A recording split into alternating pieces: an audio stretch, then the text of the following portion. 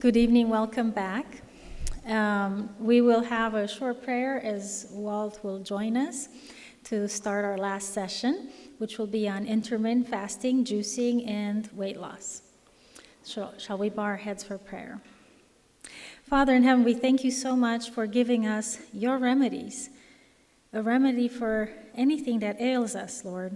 But we know that ultimately it is you that heals, and it is trust in you that helps us to get back on track. And please help us, Lord, as we go into this last session to learn to trust in you, is our prayer in Jesus' name. Amen. I do want to mention that we will, if you do have a question, to please give it to me, and we'll have a short Q&A at the end.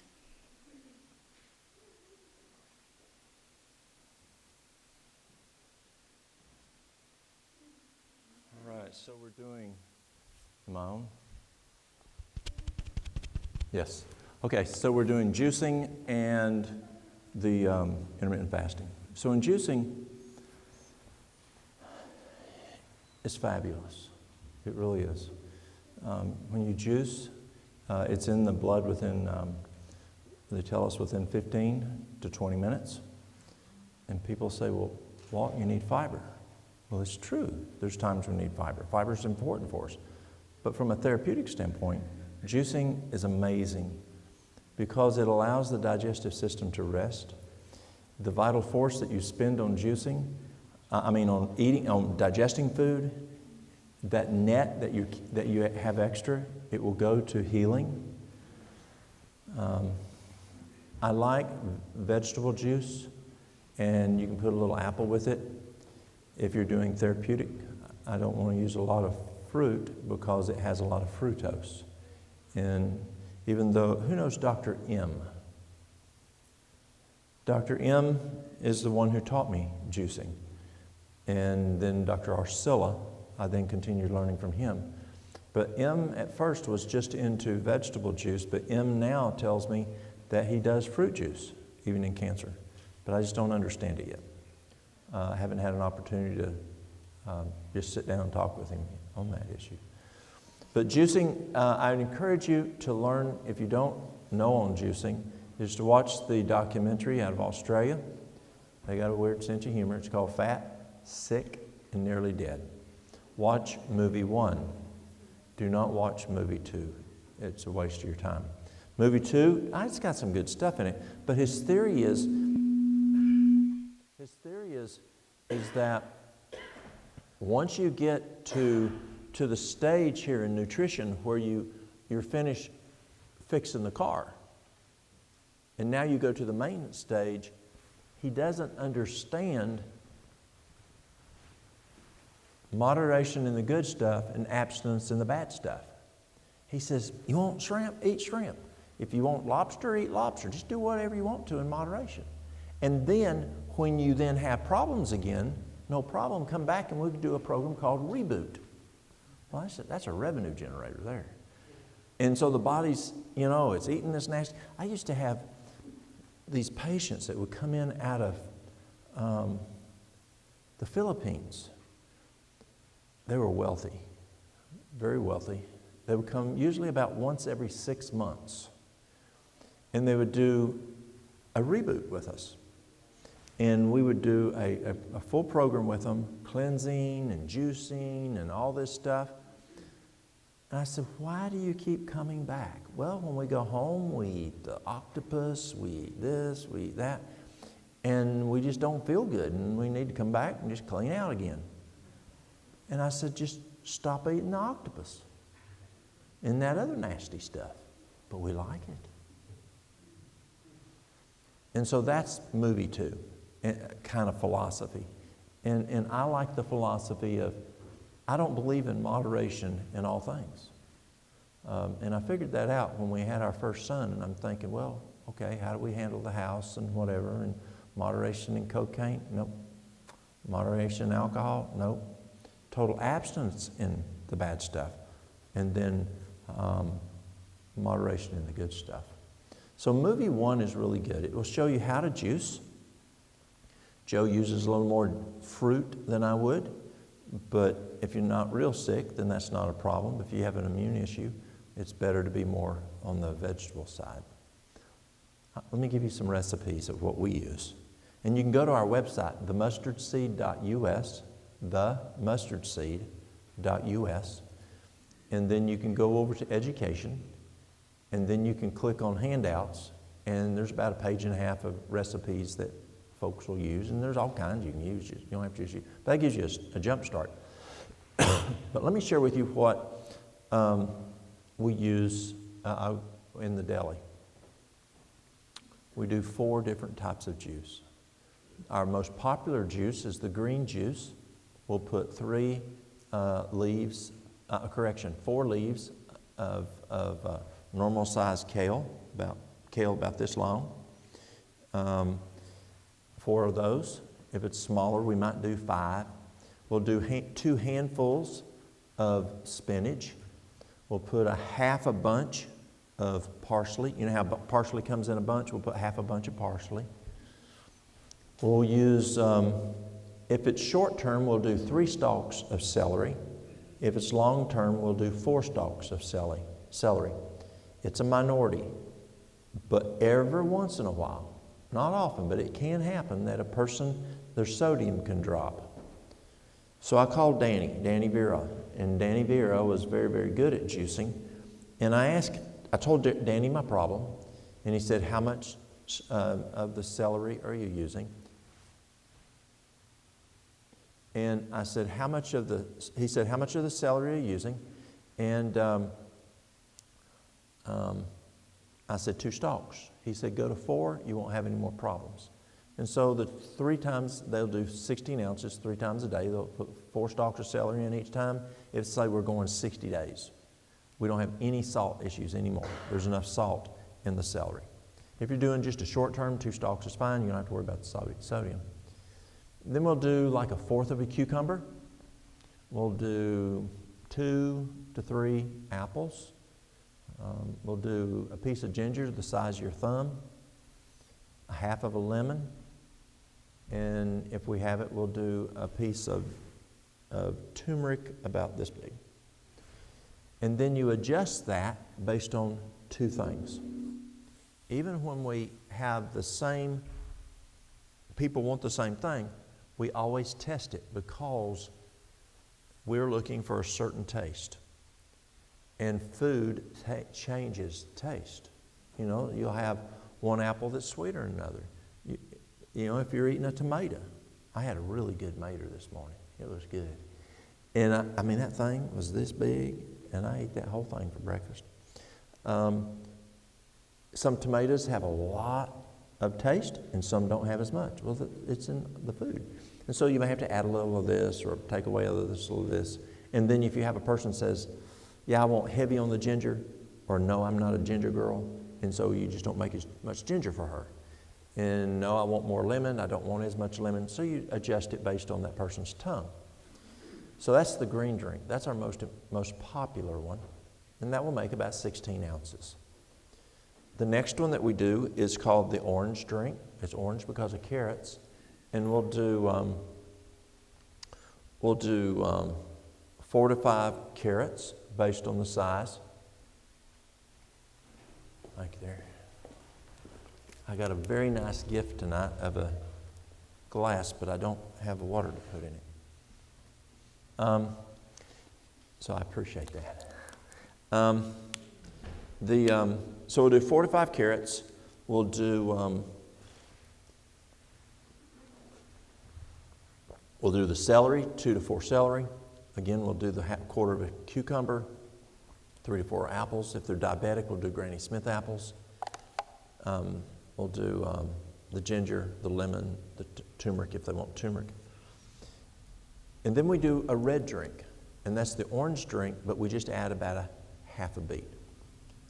I got a call one day, and this lady was angry, and she yells in the phone, "Why are you trying to kill me and my husband?"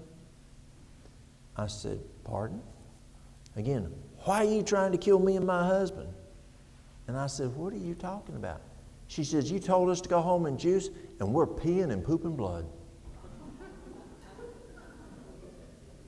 I said, ma'am, did you put any beets in there? Yeah. I said, how many beets did you put in there? She says, I put 2 in each one. I said, ma'am, you're peeing and pooping beet juice. Oh, okay, thank you, goodbye. Okay. So be careful on your beet juice. It can do some things to you. That's 3. Our 4th one is it's called a rainbow. And Mary Lou will just mix all of them together. And we just mix all 3 of them together and make what's called the rainbow. If you have a person who's diabetic, you can do, to make it even better, you can but sometimes their tongue doesn't like it, and that is green beans, string beans. You know what string beans are? And Brussels sprouts. The juice isn't the best tasting, but it does help to normalize blood sugar. But it's hard to get people to do it. And then you can, so we'll just do 16 ounces each meal, 3 times a day. Had a lady come in. She was 398 pounds is how much she weighed. And she was a diabetic, and I encouraged her to do 16 ounces 3 times a day. Now, I mean, that's 16 ounces isn't a lot. It's that much. And she does it for one day, comes back in, she says, I can't do it. I said, why? She says, it's too much. Can I just do it twice a day? I said, sure, it's not a problem. And she did well. She lost right at 40 pounds in 1 month.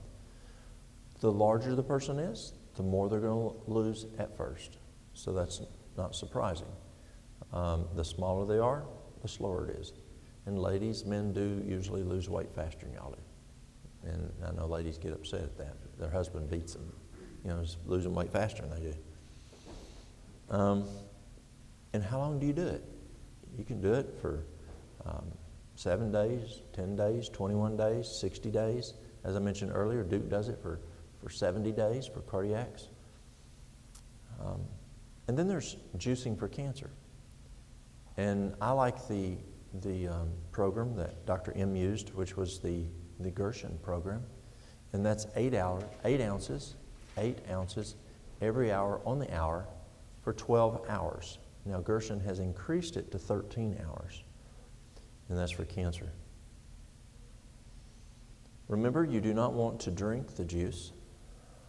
If you drink the juice, you'll miss 1/3 of your digestion. And so what you'll do is you'll take the juice,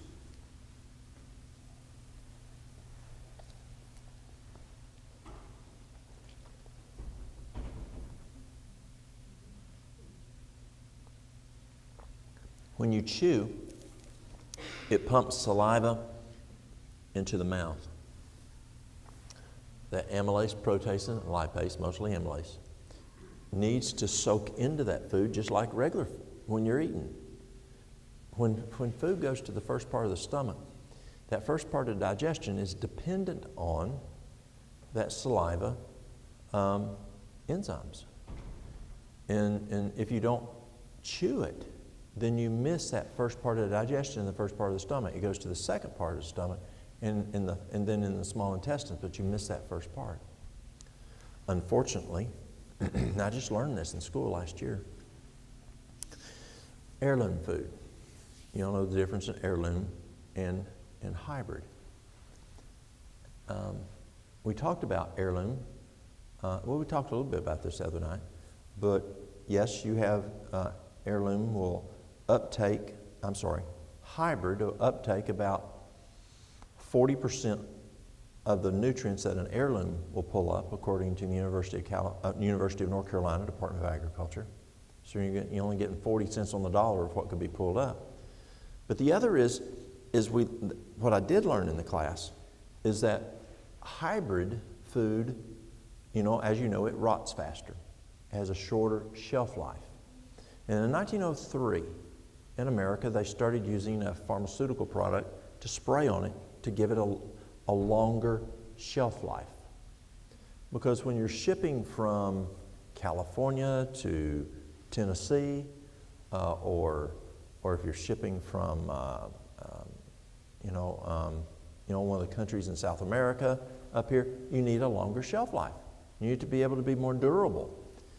So what they did is they started hybridizing out the chemical in the heirloom seed that caused it to rot faster. Well, they found out it wasn't rotting. It was digesting. And the chemicals that God put in the heirloom, you know what they are? Amylase, protease, and lipase. Digestive enzymes. So God put in the tomato, He put in the apple, He put in those foods, added digestive enzymes to help with that first part of digestion. And what they're now learning is, because we're doing hybrid, it's causing three things. Overworking of the organs that produce the enzymes, wearing out of the organs that produce the enzymes, or lack of enzymes where you don't have as good of digestion. Who's ever heard of Agra? I'll be speaking there in January down at Camp Kalakwa.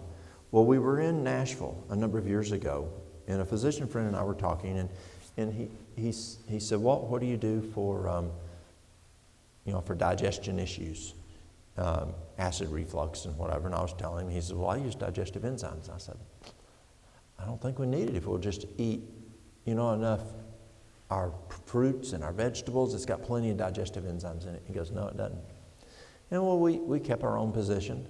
And it wasn't until I took the class last year that I found out he was exactly right. It's not enough a lot of times. And so when you don't have the heirloom foods, then you do need those digestive enzymes to aid so that your body's not overworking to break that down. Or that you have adequate breakdown, so you have a breakdown from macro to micronutrients to break it down. Who's ever been to an apple orchard or somewhere where they grade apples and the little ones fall in, then the big ones fall in, the bigger ones, you know what I'm talking about? Well, when you've got your villi and it's got that screen, that small screen, the nutrients that come, the chyme that comes from the stomach, if it's too big, it won't be absorbed in there. Let's say you eat supper and you're really stressed.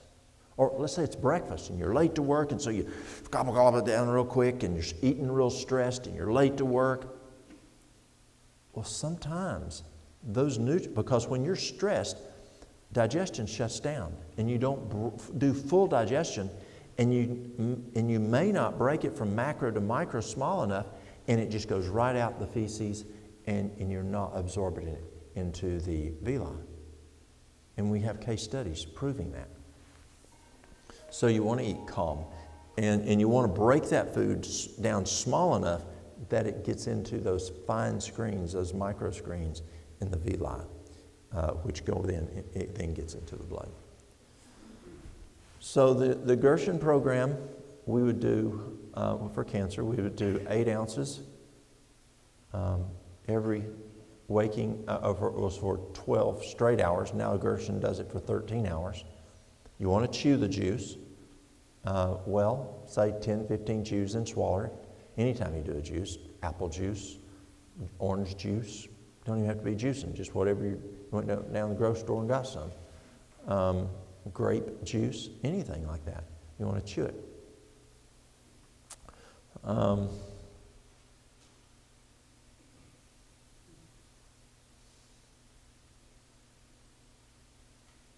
Trying to think of any other questions. Any questions on juicing?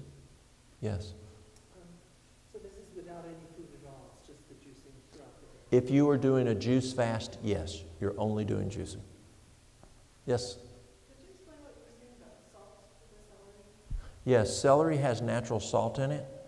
And when people do a juice fast, they may not be getting enough sodium.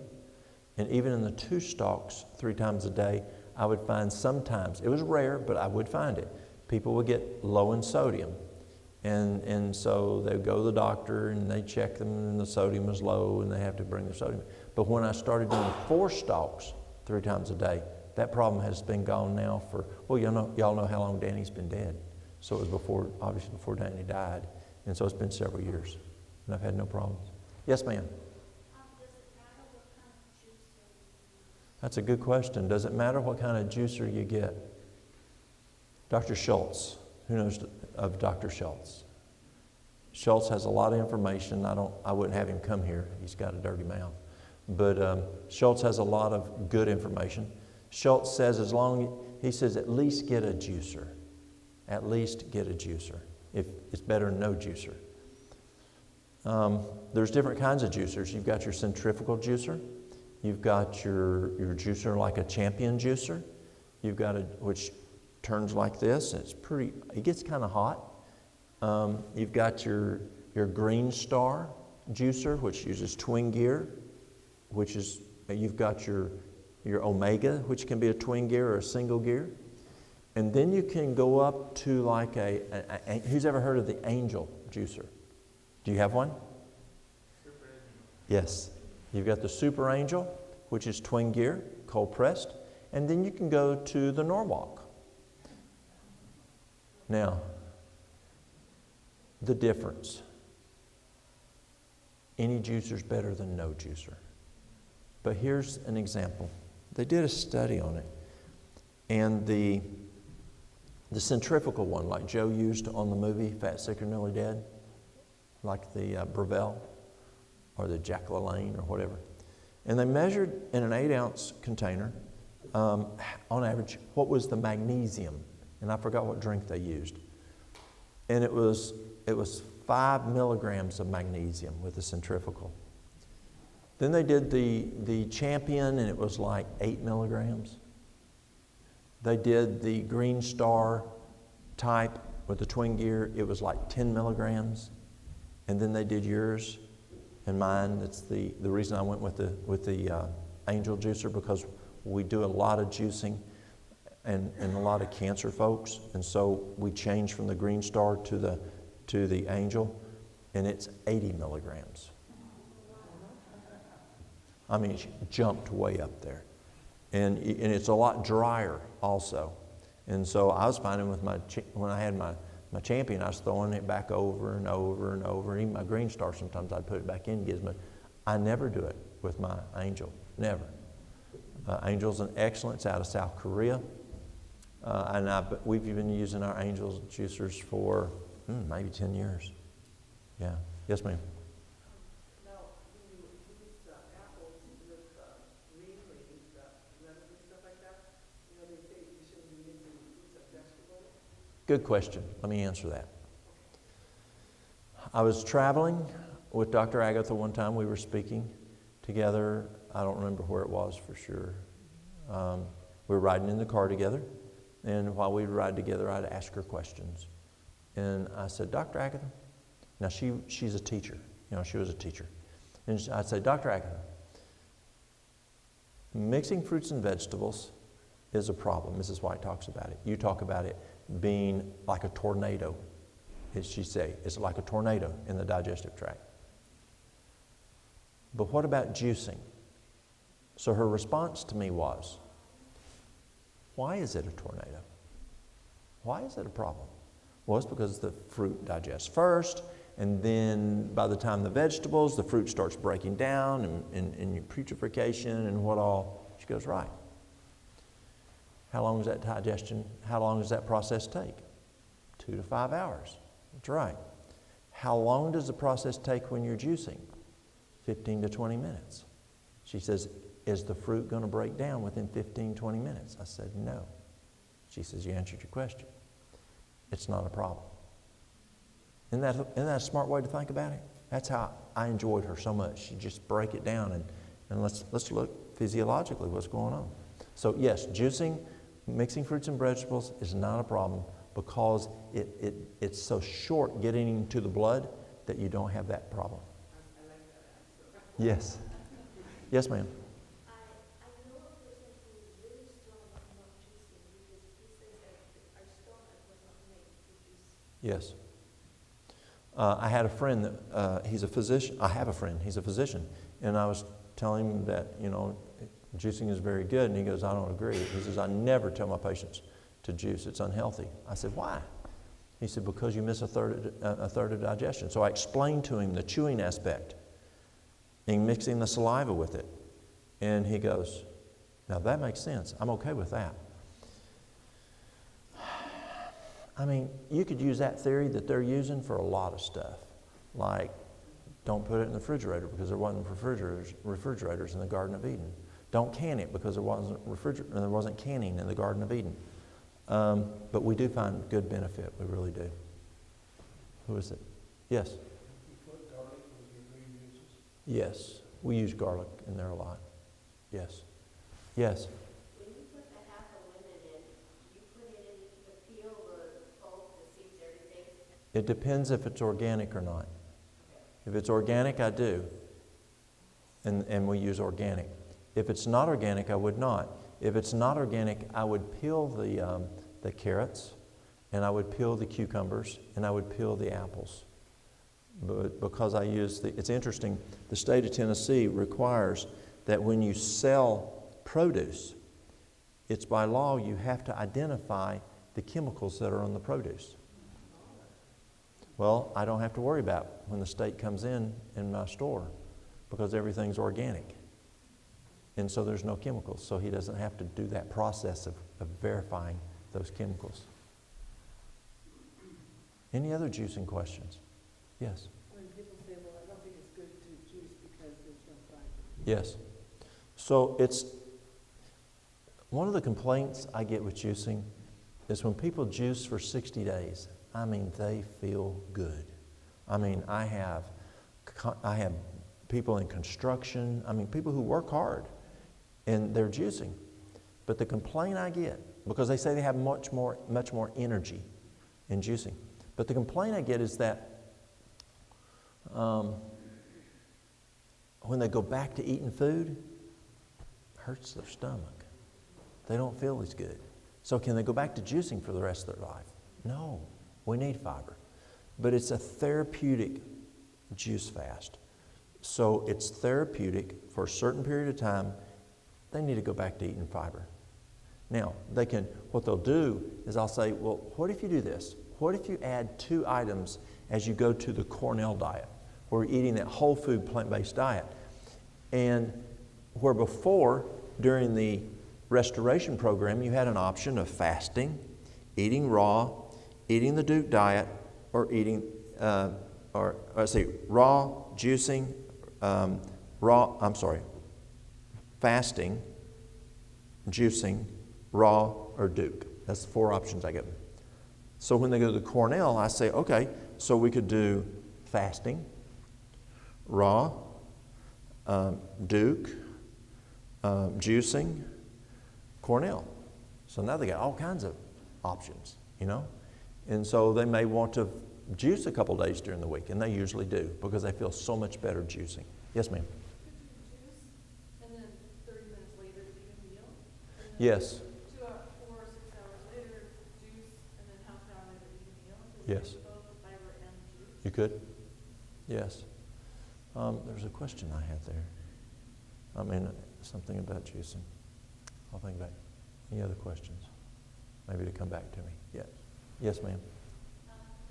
Going to looking at smoothies, we like smoothies and things. Is it bad to mix fruits and vegetables into the smoothies? Yes, because it still has the fiber in it. And so it's still going to take that period of time to break it down. And I've heard that like spinach and beans aren't considered vegetables, they're an herb, or is that true? I can't answer that. I know folks, there's like they'll say pineapple doesn't count.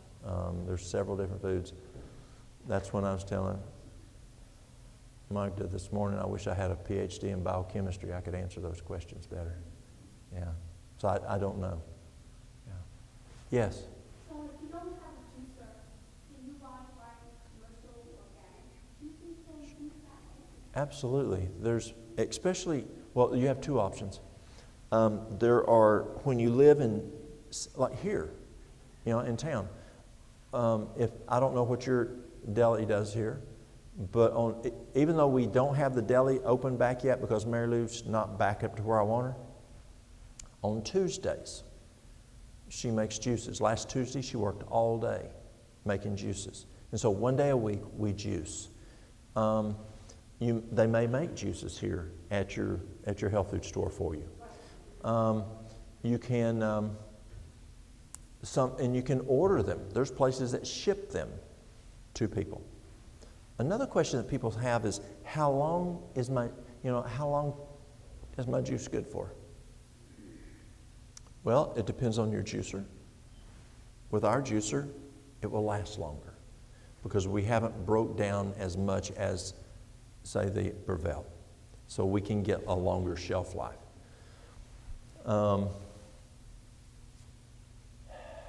Dr. McCullough, who's heard of Dr. McCullough?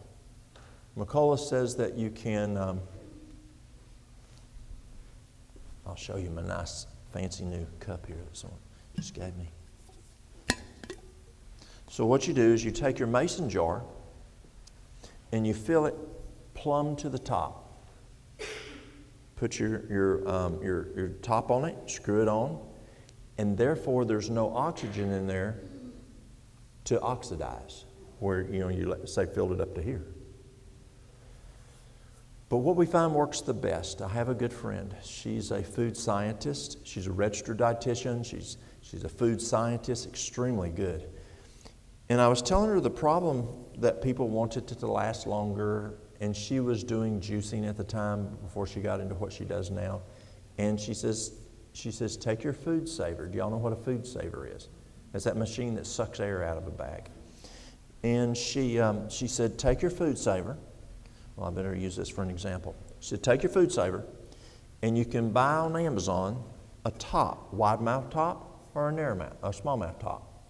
You put your juice in there, but she said, do not fill it more than an inch from the top, because that machine's so strong. If you fill it up here, it will suck juice into the machine, ruin the machine. She says, leave it at least an inch below. Put your top on it, suck it out, and then you put your lid on it, put the thing on there, suck the air out, and it will suck the air underneath the lid, and then take it off and screw your top on there. Be sure to screw the top on. And then she said it can last days. So you do need to put it in the refrigerator. But Mary Lou will make juices for people, and people will go 5 and 6 days, and it's still fine. And you've got orange juice at the grocery store. How long does that last? And so you just, the particulates drop to the bottom. You shake it up, and it works good. Or you can freeze it. You can put it in a freezer baggie, not plumb full, but put it in a freezer baggie. Put it in the freezer. You can do that with herb teas. I've got a lady that her father lives in North Carolina, and she makes teas for him. He drinks a quart of tea a day. She goes once a week to go see him. She makes 7 bags, 7 quarts of tea, and freezes it, and then puts it in a cooler, takes it to North Carolina, puts it in his freezer, and he'll pull 1 bag out a day and drink the tea, 1 bag a day. And that will do fine. The same things with the juice. You could freeze it and then thaw it out. But where we mix it like that, it works well. If you want the highest nutrition, I personally believe it's best to juice it and drink it right then, or chew it right then. But consume it right then. You're going to have your highest nutrition because of oxidation. Any other juicing questions? Okay.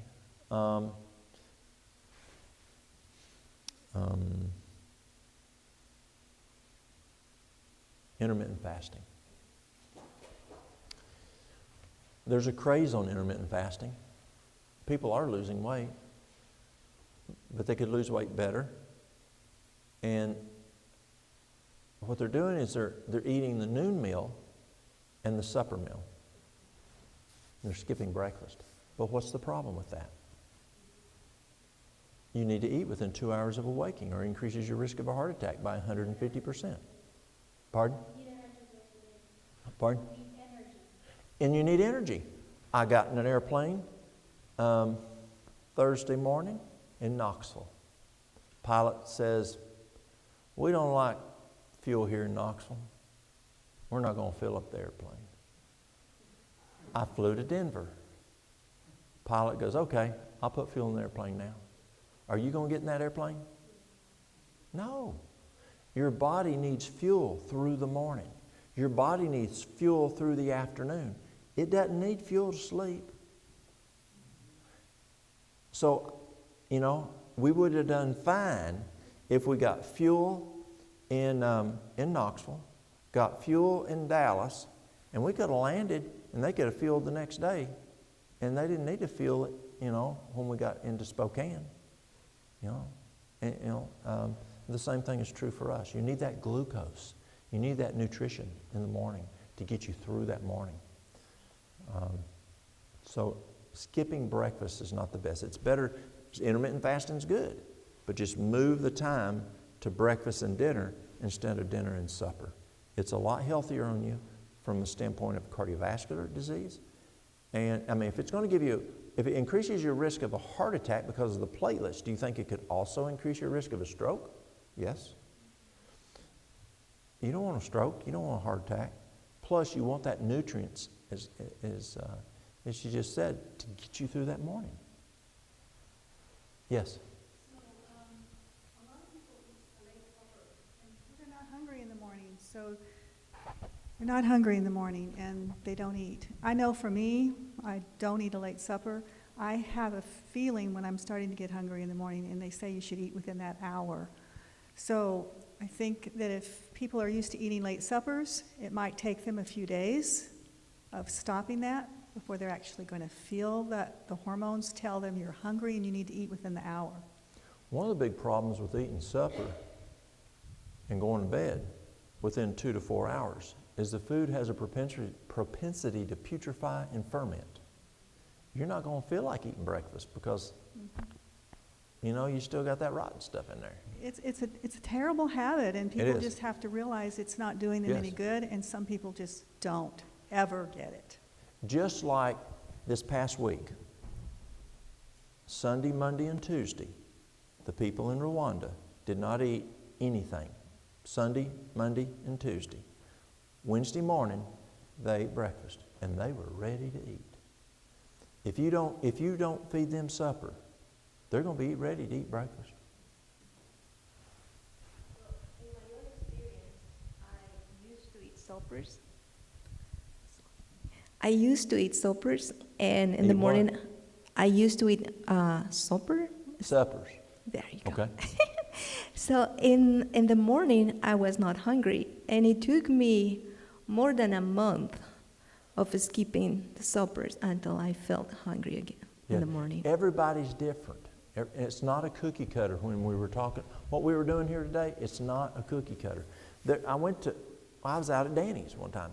Danny Vera's out there at his healing crusade. And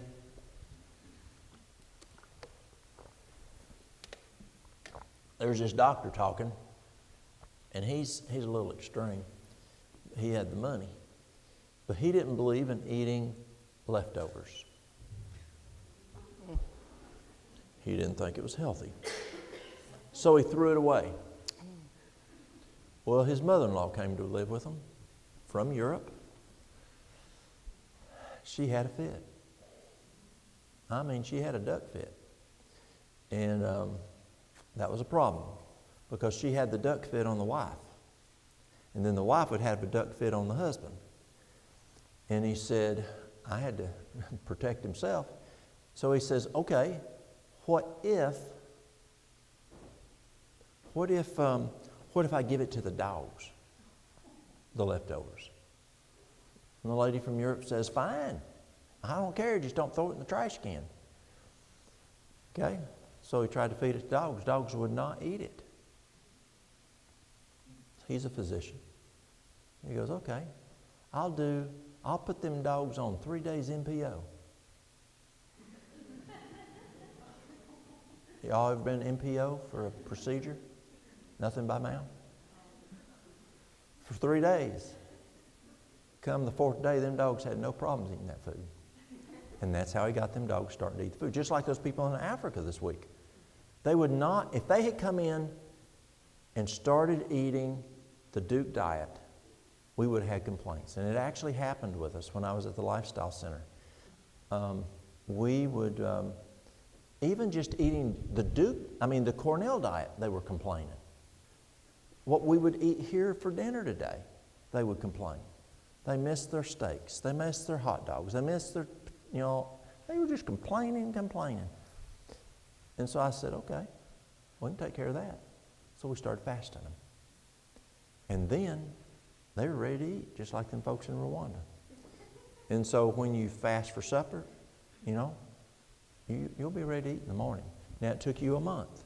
It just depends on the person. Yeah. Any other questions on intermittent fasting? Yes. With drinking water, I've heard, and I do this myself, is that drinking, they say you shouldn't be drinking water before you go to sleep, or a lot of water, because you're going during the night. But they also have said that by drinking water in the evenings, that it also keeps your blood from thickening. That's correct. Yes. It helps to prevent a heart attack or a stroke. Right. And then also getting up in the mornings. When I get up, Yes. I drink up to almost a quart of water, warm water. That's correct. Before I eat my breakfast. Yeah, it's true. The cardiologist will tell you the best blood thinner is water. And so first thing in the morning, there's two big things you can do to prevent a heart attack and a stroke. One, eat breakfast within that first 2 hours, and then drink that water. And that's going to, when you're dehydrated, the blood is thicker and stickier. You got to figure out how your body runs. And it is true. Cardiologists will tell you to have some water before you go to bed. If you wake up to go to the bathroom, drinking some more water, and that does help to prevent, to help keep the blood thin. But if it's waking you up, then you got another problem. So there's some blood thinners that you can use that can help you, and play with it. 6 ounces of Concord grape juice is an excellent blood thinner. Now, if you're wanting to replace a blood thinner, you can do 6 ounces 3 times a day, and Concord grape juice works well. Another one that Dr. Agatha used was nattokinase. We don't have our surgeon here that was here last night. I'm sorry, our not surgeon, but our anesthesiologist, who's from Japan. It's called the natto plant. In the Japanese, we'll say nattokinase, and he might be listening tonight. But it's from the natto plant, and it's we say nattokinase, Nattokinase. And Dr. Agatha taught me that years ago, and you do like 100 milligrams twice a day. It's an excellent anticoagulant. Garlic is good for a blood thinner, but those are 3 big ones that I use, and water. So I have a question about us that get up sometimes really early, 4:35, for worship. Mm-hmm. I don't get hungry till around 8. Mm-hmm. So I'm not feeling that hormone push to eat. So why would I want to eat at 7 if I'm not used to it and I'm not hungry? Prevent a heart attack and a stroke. But I've heard that the hormone feeling is really important. Yes. And that's where you just have to, everybody's different. And that's where you ask the medical director and you ask God. You say, God, which is more important, the hormones or the potential of a stroke or a heart attack? And He'll tell you. Just pray and see what you need to do. Mm-hmm. That's what my granddaddy did. He ate 9 and 3, and that's it. And pray. It is so important. When you go buy a car, do you pray? When you buy a house, do you pray? Who knows what a farm-all is? Anybody know what a farm-all tractor is? Okay. How many know what a Super M is? You know what a Super M is? Okay. So I've been wanting to get a Super M for a while. I want to do hay rides for the neighbor kids and for my grandkids. It's a great way to get them out of their house and get off their phones and computers and just get out there and enjoy nature. So that's a good thing. Go out and take hay rides. So I've been looking for a Farmall for a while. 2 years ago, I found one. One of my customers said, Walt, I found you a Farmall. He said, it's down in Athens, which is Athens about 2.5 hours from my house. I called the man. He sent me pictures. Oh, it's beautiful. I mean, it was restored. Engine was perfect. New paint job. Brand new tires. Ran good. I said, why are you selling it? He said, well, I got me an M. That's you've got the M, then you have the Super M. Super M has more power. He says, I got an M and I have a Super M. My wife said, sell the M now. She likes the M, but she said, sell the Super M now. I won't get rid of it. I'm tired of it sitting around. Keep the M, but sell the Super M. And he says, I want to keep my wife happy. So, okay. I said, well, let me pray about it. And he says, and I'll bring it to your house.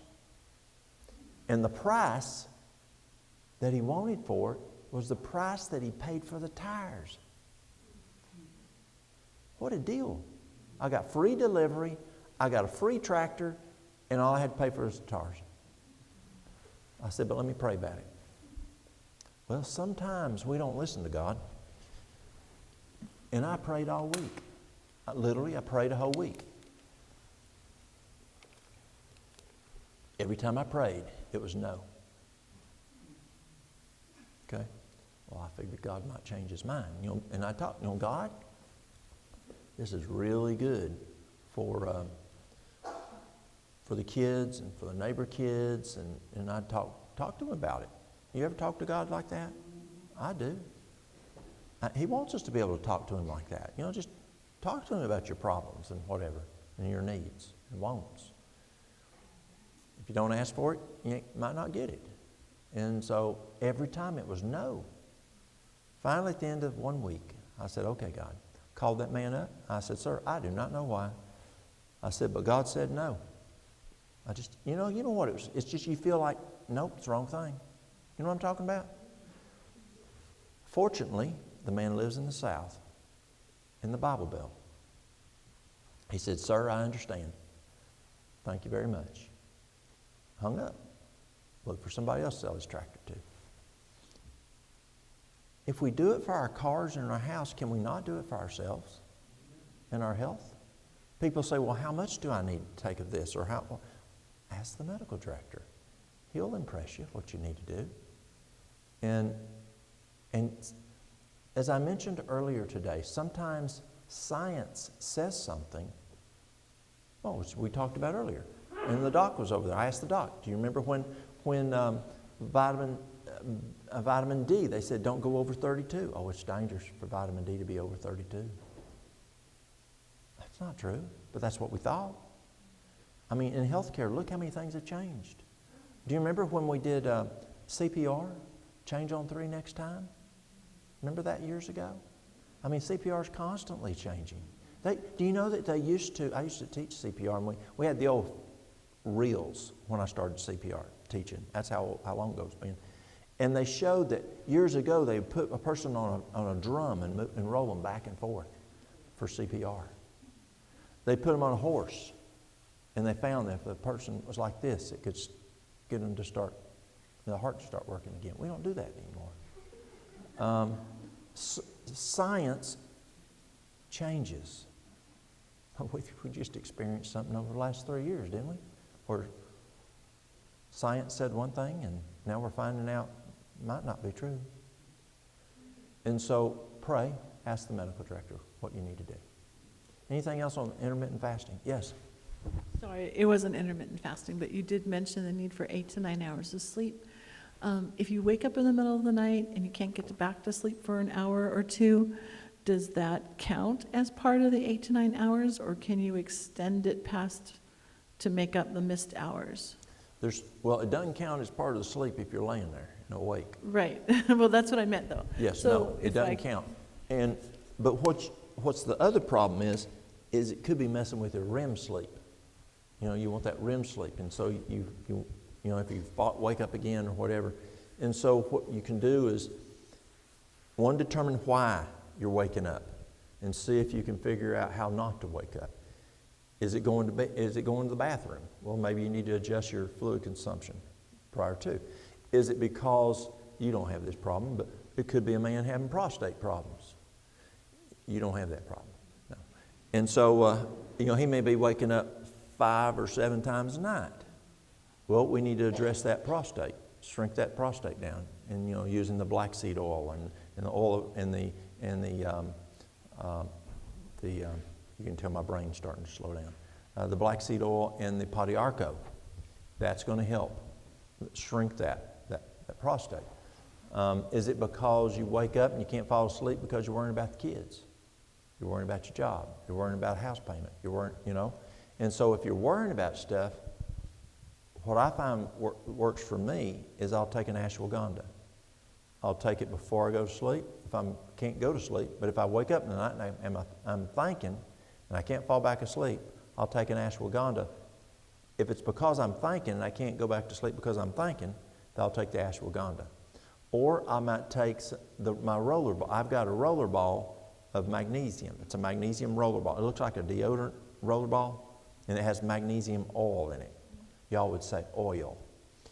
And I'll take that and I'll rub it on the bottom of my feet. And it transdermally goes in, I'll fall asleep. And so it works well. Find out what would work again to help you fall back to sleep. And it may work, and the problem with sleeping is it may work for 2 months, 3 months, and it doesn't work, and you have to try something else.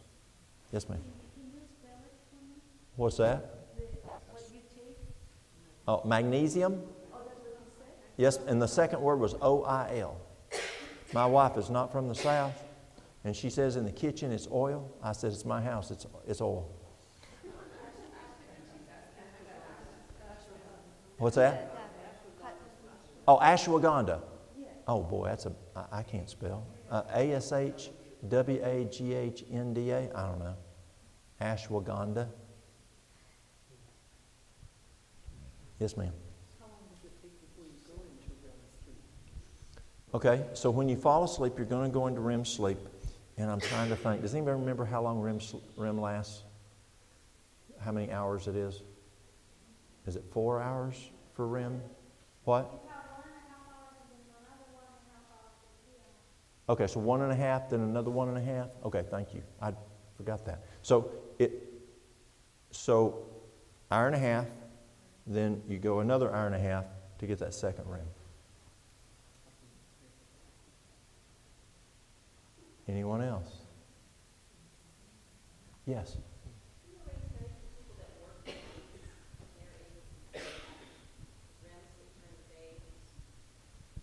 There's a program outside. It's in Black Mountain, North Carolina, once a year. I think it's the first first full week of June. It's a very good program. They bring in specialists from all over the world, PhDs in biochemistry and all kinds of degrees. They're very, very smart. And we learn all week about natural things. And the last meeting is called a round table. And these physicians and NDs and folks that come to these meetings, they will come and bring their tough patients once a year to this round table of these gurus. And they'll bring it and they'll say, I've got a patient, this, and this, and I'm doing this and this and this. It's all the right stuff, and they're just not healing. And every time that round table says, what shift do they work? The worst is swing shift. The body just can't get used to when to sleep. The second is third shift. And every time they'll say, tell your patient to get another job. Because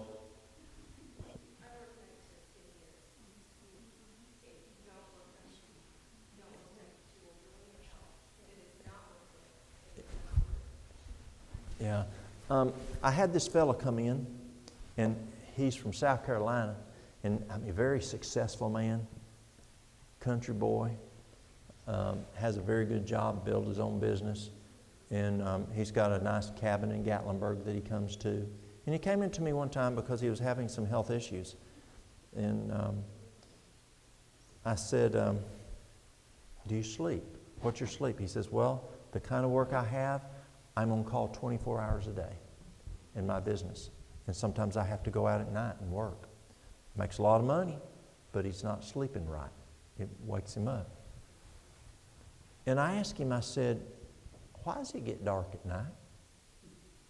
And many people will say, well, it's this scientific, the way this earth moves and whatever. And he's just an old country boy. I don't know what his religion was, but he was Bible Belt boy. And he said, because God made it that way. And he had the right answer. Why does it get dark at night? Because God made it that way. And we make our own sun. And we're just made to sleep at night. We're not bats. We're not coyotes or whatever. And so we're made to sleep at night. And so then the response is, well, Walt, you worked in healthcare. You know that you have to have someone taking care of the patients on third shift and, at night. It's true, we do. Get people who don't care about their sleep. Let them work that time. But the person who does care about their sleep, again, take it to God. And ask God to provide a day shift. Now, I totally get 100%. If that's the only job a person has right now and they got to make ends meet to take care of their family, they got to take care of their family. But ask God for help, because you can't make up the difference sleeping in the daytime for what happens at night. It just doesn't work. Any other questions there? Yes. It's just about sleep, or can it be something? It can be about something else. What do you do for a liver cleanse? Okay, the question is, what do you do for a liver cleanse? If you have a gallbladder, you do a liver cleanse, let me back up. You can do milk thistle and dandelion root, and that's a good. Dr. Arcilla taught me to use, and it works really well, and this is how crazy you are sometimes. So he tells me this liver cleanse, gallbladder liver cleanse, and I was concerned about throwing the patient's lights off, their electrolytes. So I said, okay, we'll do it, but I want to test their labs every day during this cleanse. And this cleanse is like, 7 days. So I'm drawing labs on those people every day for 7 days. And at first, this is the guy who was that top surgeon in Philadelphia. He worked trauma at night in the ED. At first he got upset. He got his dander up at me. And he goes, wait a minute. He goes, yeah, go ahead and do it. If you're paying for it, you go ahead and do it. It's going to prove that what I'm doing is okay. I said, I'm good with that. So we did it for 3 months. Every single patient, we drew their labs every day. And not one patient in the 3-month period of time did we have any problems with anything going off, any electrolytes or anything off. So what he had us do, for 3 days, you do, now this is if you have a gallbladder to start with. Because if you do a liver cleanse, you're going to do a gallbladder cleanse. It just happens if you have a gallbladder. So let's take advantage of it. So if you have the gallbladder, for 3 days, you drink a quart of apple juice every day. Now that's the brown apple juice, like kind of dark, like those back doors, like you get in the fall and October at the apple orchard. It has all that. It's the pectin in it is what you're after. The pectin softens the gallstones. And if there is gallstones, it's an insurance policy. Unless you've had some imaging done prior to, and you know there's no gallstones, if you know there's none, you don't have to do it. But if you don't, it's just an insurance policy. You don't want gallstones getting stuck. And so you soften them. And you do a quart each day for 3 days. At the night of the 3rd day, around 5 o'clock, you're going to do 3 ounces of olive oil, 3 ounces of lemon juice, and a piece of ginger the size of your thumb. And you'll blend it up. And you drink it all. Pardon? A thumb. Piece your size of your thumb.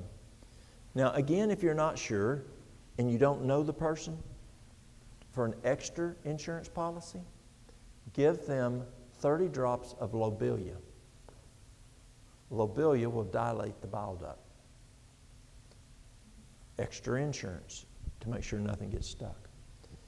And then you have them lay down on the right side on a heating pad for 1 hour. After 1 hour, they can get up and do whatever. Now, we started out doing it around when they went to bed. For people in my neck of the woods, that is not a problem. Why do you think it's not a problem for where I live? We fry everything. We pour oil in everything. I mean, we eat so much oil in the South, and so it didn't bother them. For folks that had a healthy diet and that did not eat a lot of oil like y'all, you might get nauseous about 2.5 to 3 hours later. And so then around 11:30, 12 o'clock, they'd wake up. I don't waking up, being a little nauseous. Well, you can give some peppermint tea, and then it'll settle it down, but why wake them up? So I moved it from 9 o'clock to 5 o'clock, or as soon as they got home. And then if they get a little nauseous, it might be around 8:30, 9 o'clock, right before they go to bed, so it didn't wake them up. If you're in another country and you don't have access to olive oil, you can do 2 ounces of coconut oil. And that will do the same thing as the 3 ounces of olive oil. What that does is it back flushes the liver, like back flushing a swimming pool. It back flushes the gallbladder. Overnight, it then dumps it into the colon. Now, you don't want to reabsorb that nasty stuff. So the next morning, first thing, you will take a half a gallon of warm water, body temperature. You put 5 teaspoons of sea salt in it. You want it, it's a little heavier than isotonic, but isotonic would be 4. And then you add the juice of 2 lemons. That's only for taste. Or you could put some vegetable bouillon cubes in it. That's just for taste. Have you ever flushed a toilet with a bucket of water? Anybody ever done that? Would it work if you just poured a little teaspoon every once in a while? That half gallon within 30 minutes is going to be enough volume to flush the toilet. Warm water stimulates peristalsis. The salts, the normal saline, brings more water in, it stimulates peristalsis. The salt's not a problem as long as you drink it in 30 minutes because you're going to flush it out. But if you just piddle with it and piddle with it and piddle with it, 1, it ain't going to flush the toilet. 2, you're going to soak up and you're going to have that salt in your system. And that's not good for you. So what I have folks do is I have them put it, that half a gallon of water, I have them put it in 2-quart jars. And they know in 15 minutes they got to drink 1 quart jar. In the next 15 minutes they got to drink the next quart jar. Don't think you're a hero and drink it all at once. I had a boy who was a college student one time do it. And he says, I can do it. I can chug this thing no problem. He started around the bathroom, he threw up. So just take about a quart every 15 minutes. You'll be fine. But get up enough time, if you got to be at work, to give yourself 2.5 hours because you're going to be by the bathroom. If you only have 1 bathroom in the house, that is your bathroom. Do not have 2 people do it if you only have 1 bathroom. And don't try to go to the other part of the house. You may not make it back.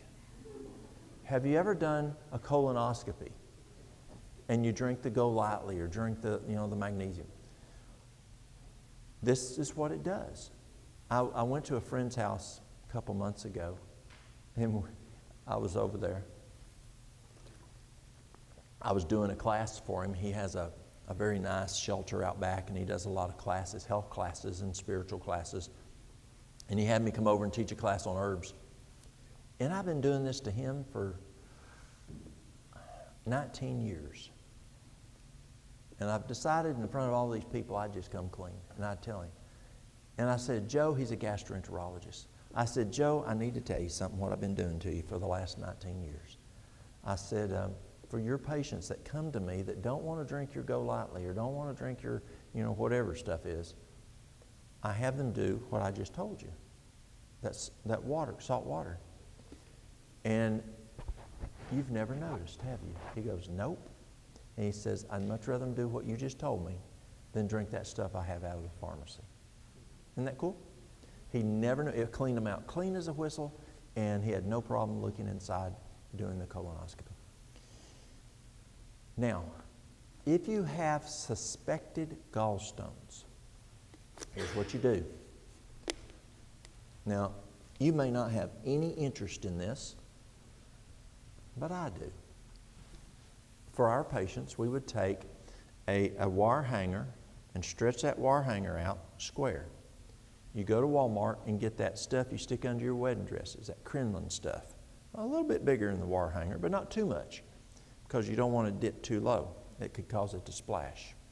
And you don't want that to splash. A little bit bigger, and you take a stapler and staple it on that square hanger like a fish net.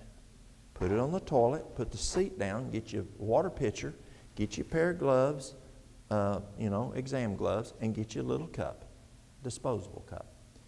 And then every time, you're going to do a bunch of times, but every time over that 2.5 hours that you have, it's going to give you a loose stool. It's going to give you diarrhea, and just like you would with colonoscopy. So what you'll do is you then pour your pitcher of water on there to clean it out, and then you'll have solids there. And you can pick out what's feces and what's these globule-looking things. And they can be as big as this digit right here. They can be dark brown, they can be dark brown, dark, like this, or darker. Or they can be fluorescent green like this. And then what you're going to do is you're going to pick them up and you squeeze them. If they squeeze like a jelly bean, they're from the liver. It's not a gallstone. It's bile, it's cholesterol. But if it's hard inside, you might have a gallstone. So pick it, put it in your cup, and then you can have that checked. But that's how you collect your gallstones, if you want to do that. Most folks don't want to do it. Yes?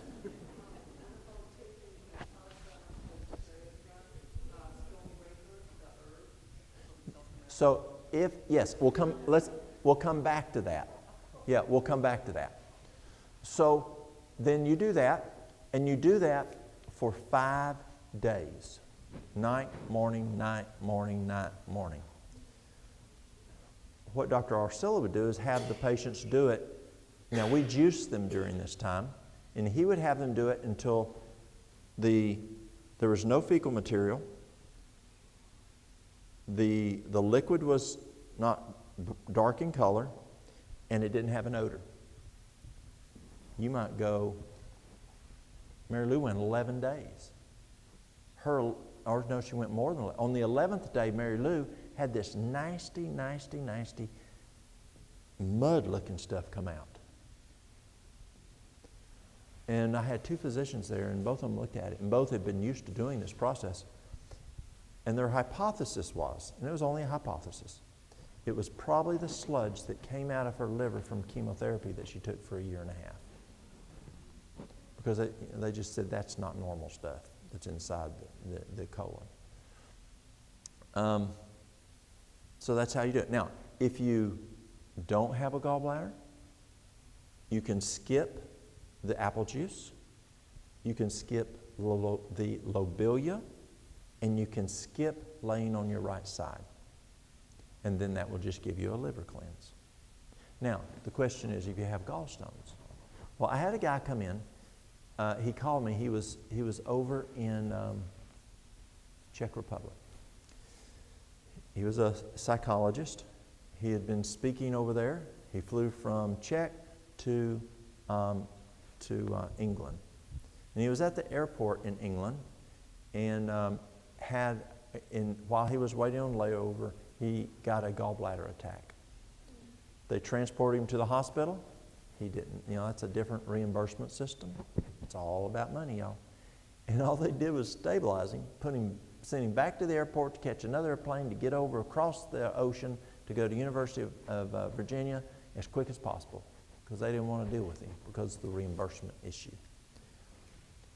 So we did.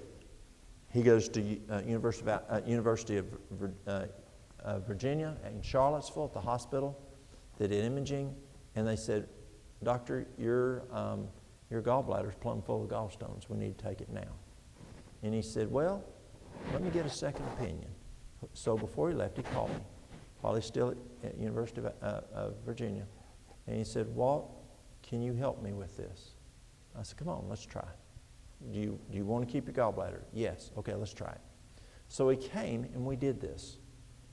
He went back to University of Virginia. They did more imaging and there was no gallstones. And he kept his gallbladder. Isn't that cool? I think that's cool. But let's say that you want to bust up the stones. Yes, you can use something. There's different ones. I use something called stone free. You take 3 in the morning between breakfast and dinner. Mid-morning, you take 2 in that night.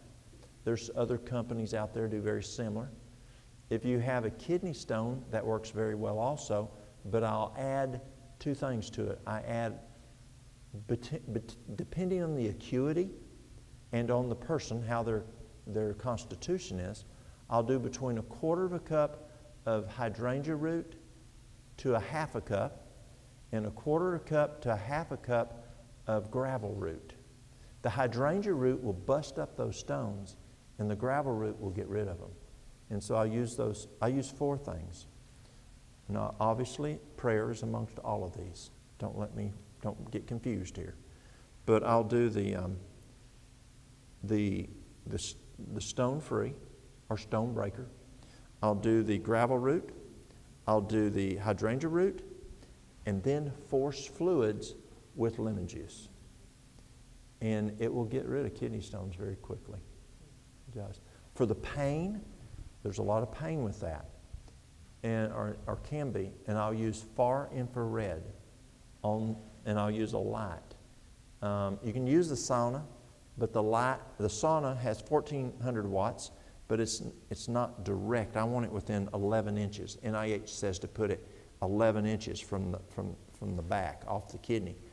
And so I'll put this far infrared light, which is 700 watts. I'll put that right on the kidney, and it will help. One morning, Mary Lou woke up, 2 o'clock, I think, 3 o'clock, right in there, crying.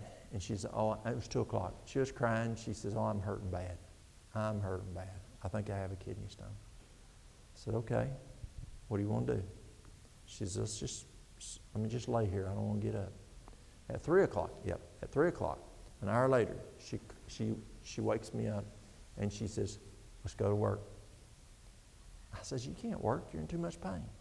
She says, "No, I need the light." I said, "Okay." So I literally had to pick her up and carry her down the stairs to the car, put her in the car. She could not walk. Took her into the office, carried her inside, set her on a chair, put the light on her. And by that time, it was probably maybe around 4 o'clock. And she stayed at that light until 11 o'clock that night. I gave her those items that we just mentioned. If she had to go to the bathroom, I had to pick her up, put her in a wheelchair I have at the office, roll her to the bathroom, pick her up, put her on the toilet. That's how much pain she was in. The next day, she started working. She was walking around a little grimace. The next day, she was full speed again, working again, that fast. It busted up those stones, got rid of them, and she was back to work. So it was pretty good. Stone-free amount? Stone-free is, the question is how much stone-free? Yeah. According to the bottle, it says 3 capsules mid-morning between meals and 2 capsules in the evening, not at mealtime. Yeah. Other questions? Yes? If you're doing the question is, what do you eat if you're on the liver cleanse? So if you're doing the gallbladder liver cleanse, I like it if they're juicing because I can watch the feces more. But not everybody's going to do that. Majority of people, I would say more than 95% will not do the juicing. And so they just stay on the regular diet. Yes, sir.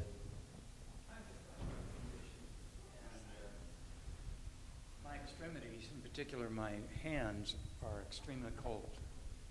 How do is there a remedy for that to reduce that cold? So the hands are extremely cold. Do the feet get cold? They do, but nothing like the hands. Like the hands. First thing I'd look at is your hydration. Dr. Batmanjati says if you're dehydrated, the body does not, the blood does not carry nutrients distally as well to the far ends. And so water is the train cars that carry nutrients throughout the body. And Batmanjati says when we're dehydrated, those distal hands, feet don't get adequate nutrition. I'd check that first. Are you well hydrated? There's a, you don't have Raynaud's, do you? Have you ever been diagnosed with Raynaud's? Usually it's women who have Raynaud's. But do you have Raynaud's disease? Not that I'm aware of. Okay. Similarly, in the summertime, in the South, you can have a woman wearing gloves in the summertime because her hands are so cold with Raynaud's. If it is Raynaud's, and you can try it, you can use something called Yohimbe. Yohimbe. Yohimbe, I sell most to men because it works well for increasing blood flow, and usually it's a blood flow issue for ED. How do you spell that? Yohembie or something like that. Y'all, I can't spell. I spell Southern. I can't spell. I spell phonetically.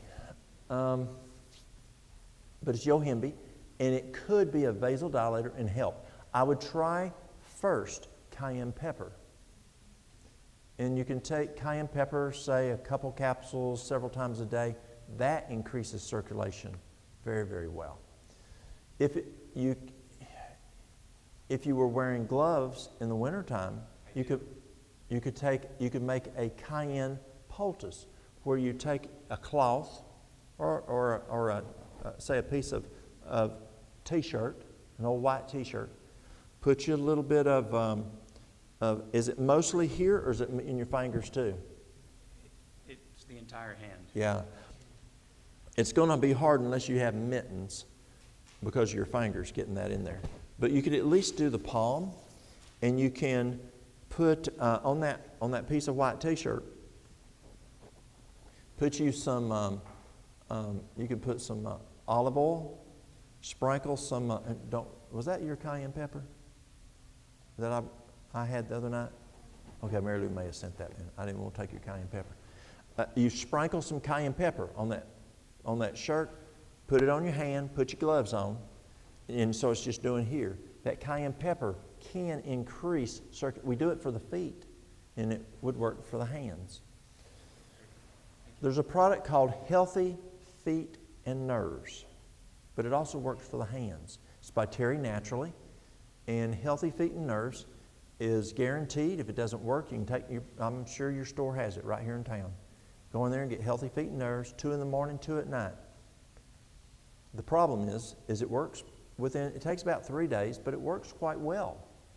And then people go, I'm fixed. And then you start having problems again. Well, it's going to take another 3 days to build up again. But that's a good product. Thank you. Yes. And you're looking at circulation and you're looking at nerves. And so B6 is very good for nerves. B complex, you can try that also.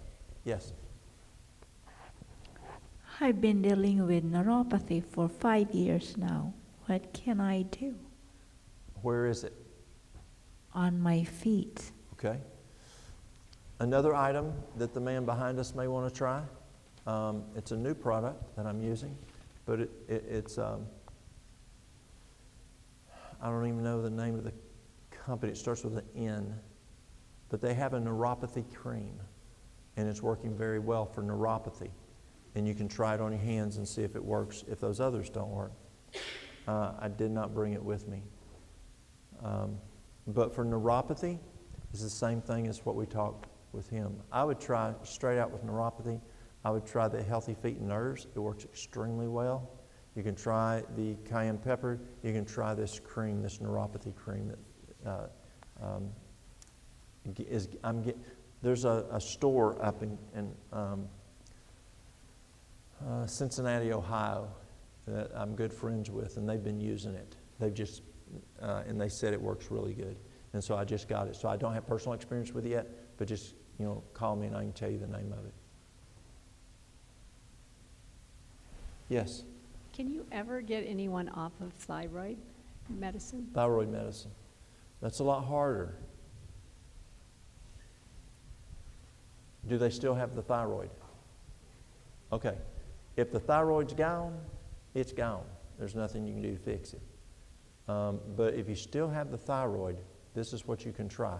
At least I find it can, is it hypo or hyper? What's the TSH? Okay, it's hypo. Okay. So if it's hypo, it's a lot easier than hyper. So whether it's hypo or hyper, there's 4 things that are a no. Number 1 is no chlorine. Chlorine. No fluoride. And no bromide. Now, chlorine, fluoride, and bromide is it's a dough enhancer, it's a dough preservative, it's in soft drinks, and it's in various foods as an additive. But those 3 items are higher on the periodic table than iodine. And she can explain it a whole lot better than I can. But what they do is they stop up the ability of the thyroid to absorb iodine. And so you don't even want to take a shower in chlorinated water, because a study came out a year ago that said you get more chlorine from taking a hot shower, and breathing that mist than you do drinking the chlorinated water. And so you can go to the hardware store and get a filter that you screw on that will filter out the chlorine. So you don't want to drink chlorinated water. You don't want to take a shower in chlorinated water. You don't want to have fluoride in your water, and you don't want to have fluoride on your toothpaste. And then the bromide, be careful with because it's in the wheat, it's in soft drinks and whatever. You're gluten-free. Okay, good. Pardon? Processed foods. Yes, so watch your processed foods, because it can have bromide in it. The 4th thing that's a no, and you've already done it, and who's ever read Dr. William Davis? He's a cardiologist. Davis has been studying this for cardiovascular, but he found even in thyroid, his cardiovascular patients that had thyroid issues, and he's been studying this since 1990, he found that wheat affects thyroid function, the American wheat, the 42 chromosomes, the ones that has Roundup. And so he said, stop, I'll go gluten-free.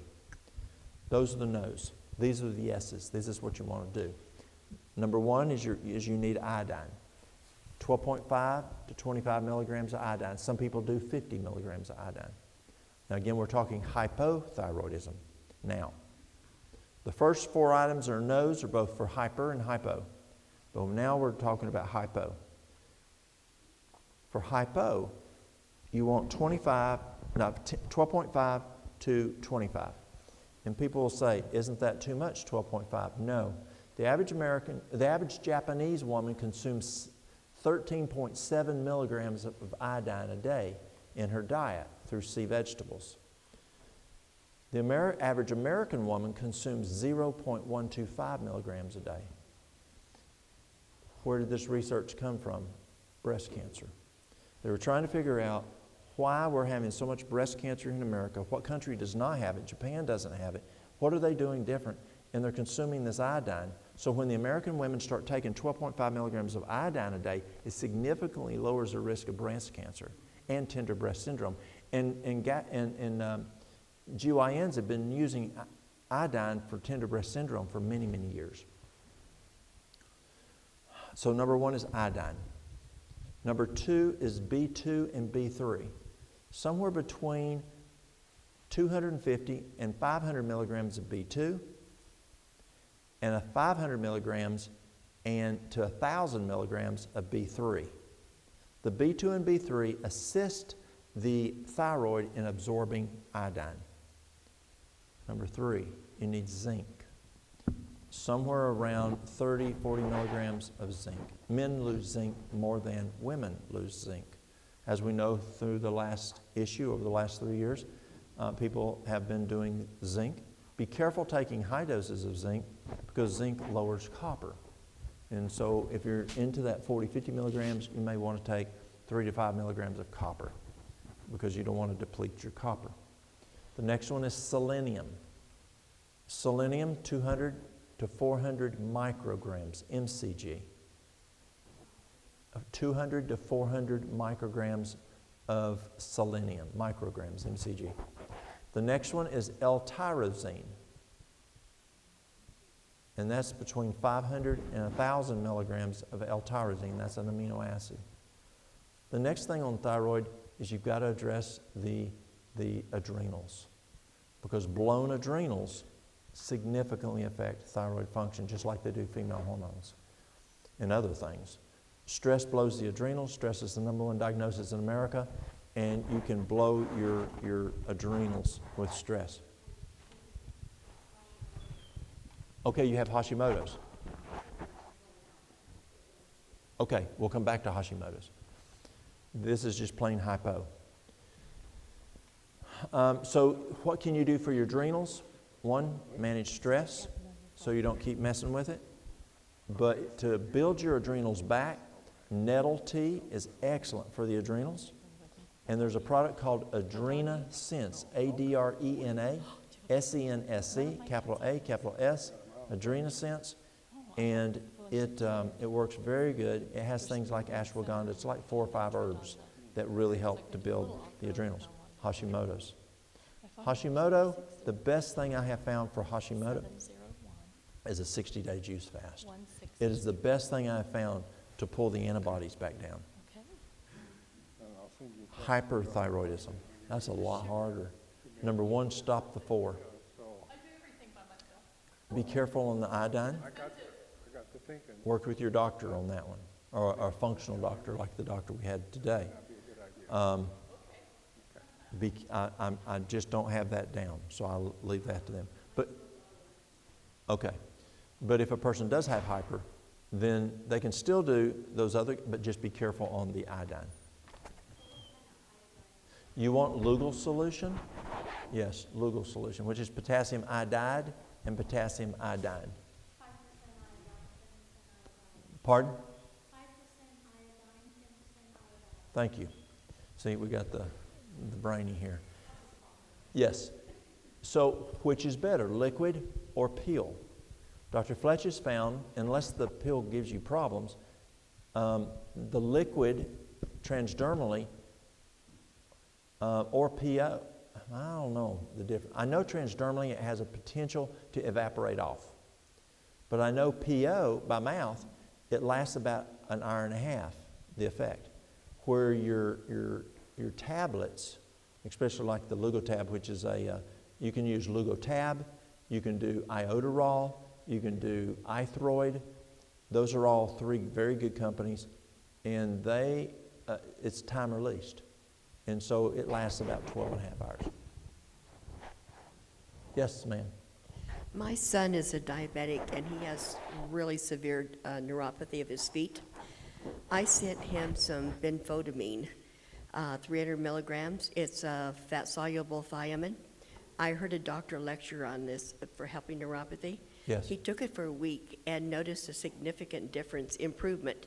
Excellent. And then he forgot to take it for 3 or 4 days, and it was right back to where it was. Okay. So it appears that that's going to help. I know it's helping me. Can you spell that for the folks? Pardon? Can you spell it for them? BENFOTIMINE.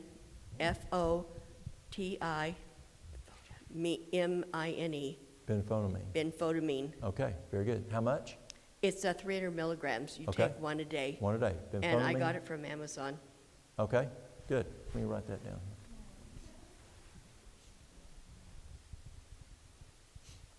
See, we got to learn from each other. Go ahead.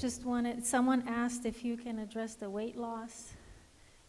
You did mention a lot of things, and maybe if there's anything quick Yes. to add, but. Okay, so on weight loss.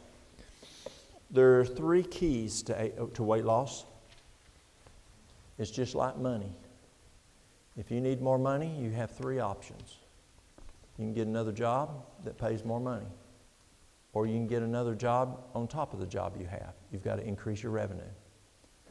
Or you can cut your expenses, or you can do all 3. And that's how you deal with financial. What's the guy's name that does? Dave Ramsey. He says you can eat beans and rice and beans. On losing weight, there's 3 keys. You can increase calorie burn. You can reduce calorie intake, or you can do both. Now, that's the key.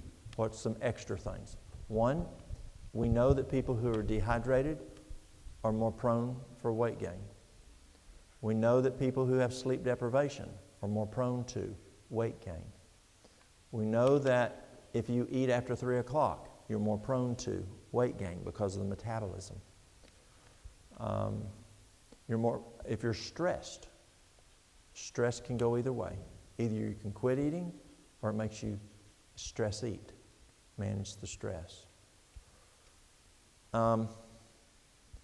There are people who use kudzu, but I'm not as much into supplements. There is one that does work well, and that is chickweed. Who's heard of chickweed? The number 1 use of chickweed I have found, it's an appetite suppressant to help with weight loss. You can do juicing. That's cutting back on calories. You can do the Duke diet. That's cutting back on calories.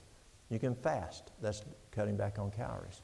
The lady who was at Duke University, and every morning you meet with a physician, and she came up. He looked at her record. He says, Mrs. Jones, I'll say Jones, Mrs. Jones, you haven't lost any weight in 3 days. Instead of 5 miles today, I want you to walk 8 miles today. What do? Increase calorie burn. It is true for men, if we're low in testosterone, that can affect especially visceral fat. And so you want to do that, to address the testosterone. The best way I found to address testosterone, there's 3 things that will lower testosterone. Sleep deprivation,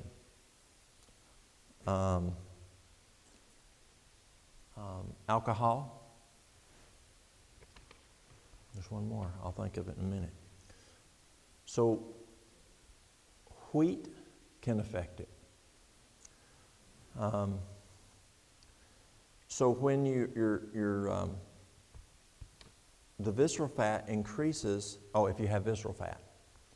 Visceral fat increases estradiol. Elevated estradiol lowers testosterone. And so how do we increase that testosterone? You can use sarsaparilla. For 5 days, 2 mLs, 3 times a day, at least. After the 5 days, you can do it once a day, 2 mLs. If you can afford it, just keep doing the 3 times a day. And it shows good success in raising, you take that by mouth. There's another product that you can use. It's called Proandro. Proandro. And I had it out here the other night. It's by a company called Moon-Made Botanicals. Moon-Made Botanicals. There's also the one that makes the wild yam cream for women called Promeno Wild Yam Cream.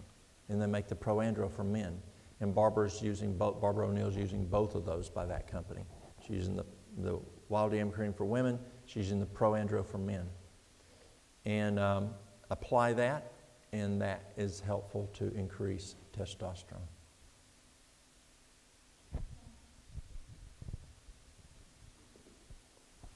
mess of questions. I got a Am mess I of learning them. Southern? She is, yes. Yeah, it's good. I had a girl come in from Korea, and the dietary director had sent her down to the farm to get a bunch of beans, and she brought it in, and she said, "Boy, you brought you a mess of beans, didn't you?" And the little girl started crying. She thought she'd made a mess. Oh. Well, so I was thinking maybe we can only address a couple of them, and I don't know, this is a thought, and I don't know your schedule. Maybe we can make a short video and you addressing some of these just shortly, and we can put it up if that's Sure. Yeah. if that fits into your I can do schedule. that. But can we answer maybe a couple? Can you address nocturia? Nocturia. I don't have the experience on that. But a lot of times what I have found is stress. Okay. What is the child stressed about? What are the parents Yes. going through that is affecting the Yes. child? The biggest, there are some herbs that can benefit that, but I haven't dealt a lot with that. Let me find those herbs. Okay. And they can be beneficial. Good. I like short answers. Yes. Vertigo? Vertigo. Yeah, that's, first with vertigo, you go to your physical therapist or your physician and see if that little bone's out of place. And there's a bending technique that you can do to get it back into place. That's the first thing I'd try. The other would be, there's something called, I've had the best success on for it. It's called D-Vertigo. D-I-V-E-R-T-I-G-O, D-Vertigo.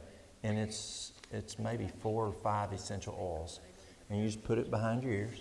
I've got a friend, he's a doctor in LJ, and he drives down to Atlanta. He had to quit going to Atlanta. He'd get on I-75 in the fast lane, and all of a sudden it had hit him, and he couldn't change lanes. He was scared to death. He's going to kill himself or somebody else. And so I told him, well, try this. And so now he puts it on proactively before he goes to Atlanta. He has no vertigo. Interesting. And that also can help with tinnitus for some people, the vertigo can. Okay. Candida. Oh, good, Candida. The best thing I have found for Candida, first of all, don't take antibiotics. That's a good way to have some challenges. But food-grade hydrogen peroxide. Now, food-grade hydrogen peroxide. Can you say that slowly? Food-grade hydrogen peroxide, 35%. Do not use the hydrogen peroxide that you would find in the grocery store. It's got a stabilizer that's poisonous and it kill you. And so you want food-grade, 35% hydrogen peroxide. We talked about cancer where you jump by 3 a day, 3 drops a day up to 50 drops, 3 times a day. You cannot do that with Candida. With Candida, you do once, twice, 3 times a day on an empty stomach, but you do 1 drop 3 times a day. Increase by 1 drop each day. Somewhere between day 10 and 20, you're going to get sick. It's a Hertz syndrome, usually day 15, day 16. And so what you're going to do is, if you're at, say, day 16, then you're going to go back to day 15, the day before, stay there for the 3 to 5 days that you're sick, and then once the flu-like symptoms are over, it's just a Hertz syndrome, a die-off. You then start back up, you go to 25 drops 3 times a day, stay there for 2 months, and then come back down 1 drop a day. Stay at 3 drops 3 times a day as the maintenance. But also look at what has caused. Oh, yes, look at the cause, what the cause is. Also, you don't want to eat sugar. Or fruit. Fruit, that's right. No fruit, no sugar, no yeast, nothing that has yeast in it. Thank you. Pros and cons of stem cell therapy. There's different kinds of stem cell therapy. Lungs. There is a stem cell therapy that is very good, and it's called Herbal Aloe Force. It's a raw aloe out of New York, and you can do as much as a pint a day, and that raw aloe works like stem cells. And that's safe. That's a good thing. The stem cells that we use. Can you get that from your aloe plant? But be careful. Yeah, you don't want the yellow part that's close to the leaf. Because some aloe plants have a chemical in it that's an irritant to the digestive tract. It's close to the leaf, that yellow part. Okay, good. So as long as you're not into that, yes, you could do that. Yeah, it's got to be a raw aloe. Yes. The other type of stem cell, where's it coming from? And so I'm not into that. Okay. Thank you. I like the short answers. Alzheimer's. Alzheimer's is a terrible disease. You can use blueberries. Blueberries have been proven to aid in Alzheimer's. You can take the blueberry juice, blueberries. The study that they used was like eating a quart a day. That can be expensive. It's cheaper to get the frozen. Or you can do the blueberry juice. There's a doctor, a medical doctor, whose husband had Alzheimer's. And this has been used for a good while. And we've had other people who've reported it. But that is using coconut oil, 2 tablespoons 3 times a day. And it's been reported that that does improve Alzheimer's. As I mentioned the other night, I did a study back in 1985 with Alzheimer's for feeder patients. And by using that little ball thing where you put squares and circles and rectangles in there throughout the day, also doing trivia questions of their 20s and 30s, we found those patients were able to then start feeding themselves, non-feeders being able to convert to feeders. I had a lady come in 2003. She had Alzheimer's. She had been a school teacher. If you said, Mrs. So-and-so, isn't it a beautiful day today? And you could see recognition in her eye. She starts to talk. She would get one word, maybe the second word, a lot of times just half into the second word, boom, she's gone. She had challenges in ambulation, and she came to us. She stayed with us for 18 days, and we juiced her. We put her on a rebounder 3 times a day. I believe we used ginkgo biloba. And at the end of that, we did hydrotherapy, saunas and that kind of thing. We walked her a lot. And at first she had to have assistance in ambulation. By the time she left in 3 weeks, she was ambulating on herself, by herself. And also, if you ask her a question, she could talk out 2 sentences. She went home. I don't know what the results was after that. So we did see benefit from that. Thank you. And then take away the causes. Is there aluminum issues? Is there, stuff going on? Is the microphone an issue, or it's okay? This one. I mean, it's not an issue that he's so close. Okay. Lyme disease, adult and children. Okay, my son got Lyme disease, Carson, when he was 8. We treated him for 10 years. And would you do the same for someone who's 2 or 5? yes, And what did you do? we tried everything. It didn't work. Nothing worked. And so when he was 18, he'd just gone through fire school. He got fully certified as a firefighter. And it then hit him really bad. And he could not run from here to that door without falling down and crying. Now, an 18-year-old boy who just finished fire school should not run that far and fall down and cry. You just don't do that. But the pain was so bad in his legs and his heart, if he hiccuped, he would fall on the ground. And he doesn't hiccup now, but he was then hiccup. It caused him to hiccup. And when he hiccup, he'd just fall on the ground. It was so painful. So I called the company I get Allimed from. And I asked them, is there any research on Lyme disease? And they said yes, and they sent it to me. So we did 1 teaspoon twice a day for 3 months. We also did a parasite cleanse, black walnut and wormwood. When you do a parasite cleanse, Is it sweet wormwood or just plain wormwood? just plain old, that's plain in your plain yard? yes, plain wormwood. And so it's a combination together. We did a 0.5 ml twice a day, crescendoed over a 2-week period to 2 mLs twice a day. Now that killed everybody. But then what you had to do is let the babies hatch. So you wait 1 week. Now the babies hatch. Now you got to kill them, and you do it again. 0.5 ml twice a day, crescendo over a 2-week period to 2 mLs twice a day. And that did a parasite cleanse. We also did some immune boosting herbs, but I believe the Alimed is what really made the difference. 3 months later, Lyme was gone. So we stopped. 6 months later, it came back. We did 1 more month of Alimed. Also during that time, he's 18 years old. It's kind of tough to control an 18-year-old and what to eat. But we try to control as much of the sugar fruit as possible. We did it for 1 more month, and this last March, he's been 12 years, no Lyme disease. And so we've helped a lot of people with Lyme. I get 3 results on this. I get either it works like it did on Carson, or it works quite well, and they still use the Alimed intermittently, and it's worth doing it as a maintenance because they get the benefit. But there's been very few, but there has been a few, it didn't help. But there's nothing 100% in healthcare.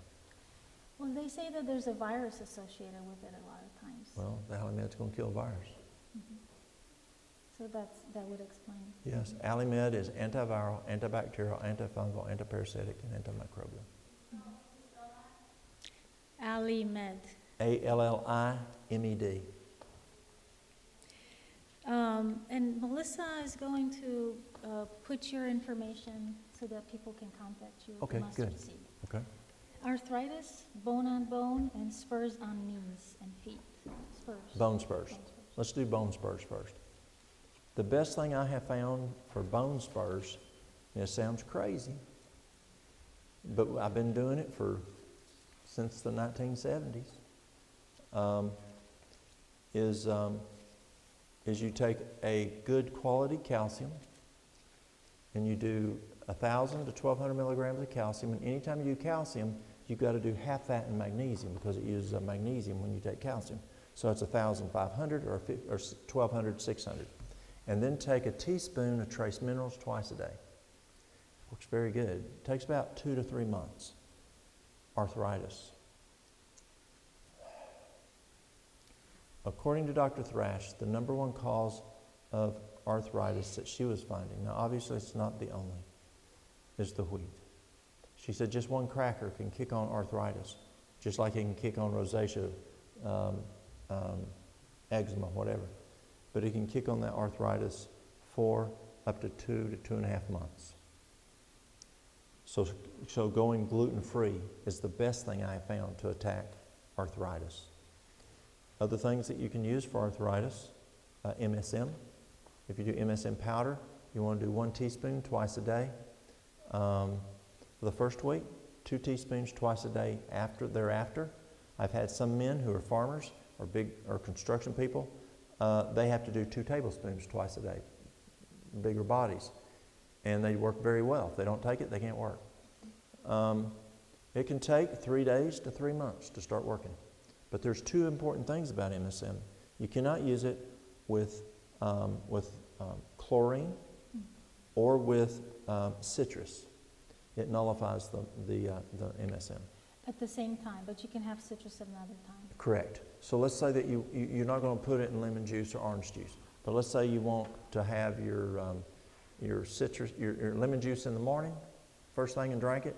Wait till that gets out.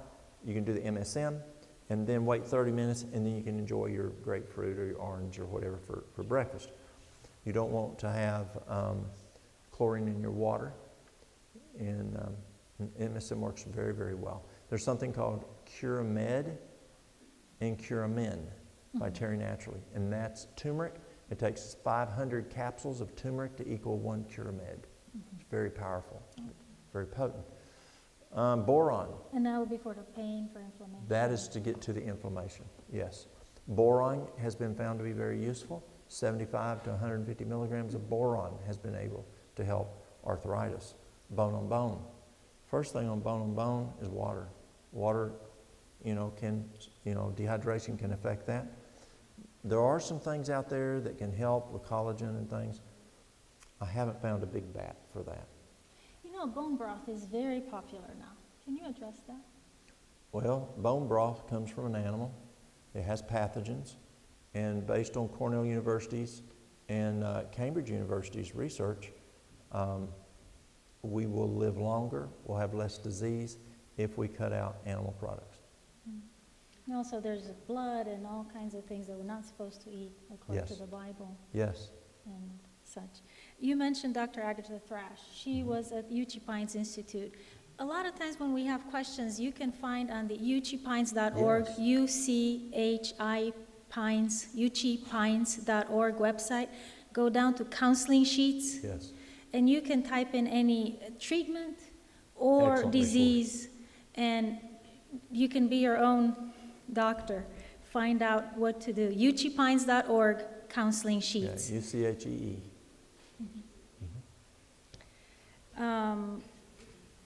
There are so many, but maybe someone was asking about COVID today.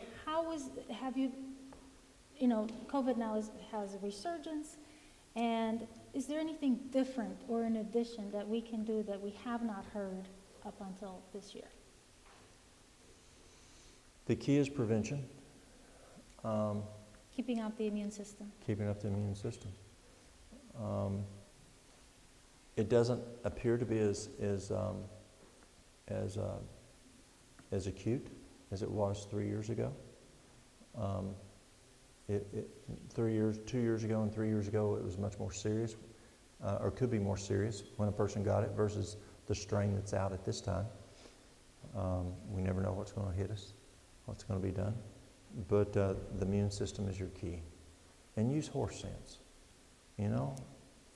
If someone's sick, if you're at the grocery store and you're getting your food out of the produce area, and someone's over here coughing or whatever, well, just let them finish. Don't have to stand up close to them. But the immune system is the big thing. And what can we do to improve our immune system? Follow these guys here. Those are the key. Get your sleep. The 3 S's I talked about. Sleep deprivation wipes out your immune system. Sunshine's going to increase your vitamin D. Low vitamin D significantly lowers your immune system. Not eating sugar. When you drink a soft drink, it lowers your immune system 50%, a 12-ounce soft drink, lowers your immune system 50% for 4 hours. Now, if you put I may have mentioned this the other night, just a little Snickers bar. Now only 13 out of 14 of your white cells are working. So be careful of the sugar.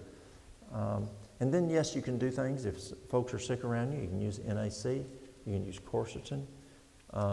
Quercetin can be very beneficial. Using that vitamin D, or onion. Or an Eat your onion. onions. Yeah. Garlic, Alimed, colloidal silver, olive oregano. So the usual things that we have been talking about. Yeah. Hydrotherapy. Yes. If you get lung issues, use the hot and cold fomentations. That works very well. Yeah. Yes. So last couple of years, we had a health band go out, and we've done it on different people, those who've accepted it. Mm-hmm. And it's been such a blessing to do Yes. that. I've had it done on me. Mm-hmm. I've done it on others. And we had just a tremendous story. We have a painter who was also a coal miner, and he had it for 8 weeks. COVID? Yes. And I got a call, and they said, his oxygen sats are low. He's not doing well. What do we do? I said, I'm coming over. You can do hydrotherapy. I told them how to do it. I came over with some peaches. They said, great, we were praying for you. Let's do it. Okay. So we did it. We did it 3 times in 2 days. The 3rd day, he was off of oxygen. He was good. Yes. Amazing. The other is if the person's having a hard time breathing. If you can use and we found very good success using nebulizing the eucalyptus oil. Mm-hmm. 4 drops eucalyptus oil in the nebulizer. Worked extremely well. We in Romania do inhalation with salt. So put a tablespoon of salt. You can make a Yes. tea or just water, Yes, hot water. yes. And then now I add the essential oils as well. Okay. So I have a Okay. question for you. What do you do in Romania for a person who has an epileptic grand mal seizure? I don't know. Your medical? Oh, yes, I do know. You bite their pinky and then Yes, they'll worry about that pain. that's true. Someone asked about bran. Can I add my bran to my meals, etc.? I can answer that if I Yes, would. please. Remember, eat things the way God packaged them. You don't want to isolate. For example, nowadays, we used to have nice vegan alternatives, but nowadays you read the label on some of the stuff you eat, now they got smart. They don't say soy protein isolate. They say soy meal or soy protein, but not isolate. And so so what happens is they take out things from their natural package that God put together, and then you don't want to do that. That's causing more damage, more harm. And so, no, you don't want to add bran. You want to eat something in its whole package the way God made it. Anything to add. Here's an example. When I was taking classes from Cornell, they dissect a Kellogg's strawberry Pop-Tart. And that would be good for a mom to buy her kids strawberry Pop-Tarts. Well, they looked to see how much strawberries were in that. 0. Flavor. They found it was over 100 chemicals to make it taste like a strawberry. It just said natural flavoring. Mm-hmm. And if you do, let's say you eat, olive oil, eat olives. Or so just eat the whole, you have flax oil, eat the flaxseed as well. Yes. So kind of put things together the way God made it. So runny nose. Well, what's the cause of the runny nose? Exactly. Is it allergies? And Yeah, what's the cause of allergies? And et Yes, cetera, et cetera. so get to that So- cause. If it's a runny nose, one of the best things I found is taking oil of oregano. Oil of oregano is great for runny nose. The Aliment's good for runny nose. Colloidal silver, But sometimes it's food allergies. yeah, it can be food allergies. Yeah. And I found I was diagnosed with food allergies, but I found that it was actually stress. And when I was stressed and I would eat things I was allergic to, horrible reaction. When I was not stressed and I was happy, had no care in the world, and trust in God, no reaction. Isn't that interesting? That's good to know, y'all. So, So if you have food allergies, look to see if you're not eating stressed. It can make a difference. Yeah. is this correct?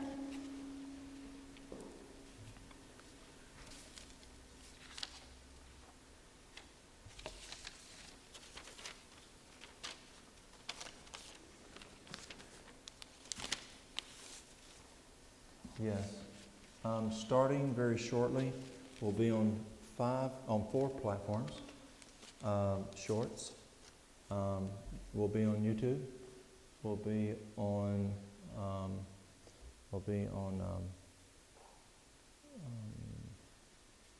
This is not technology. Is not my expertise. Walter does that. But YouTube. What's Facebook? The one out of China, which I don't like, but it's working very well for this situation. TikTok, and one other. Okay. Terry, would you come and have prayer for us, please? Is there anything else or anything else? Yes. Do not be selfish. Yeah. Do not, don't take what you learned over the last couple of days and just keep it to yourself. Use it on your family. Use it on your neighbors. Start practicing. And as we talked earlier today, become a medical missionary and help other folks. And don't do it just to make healthy sinners, but do it and share God with them.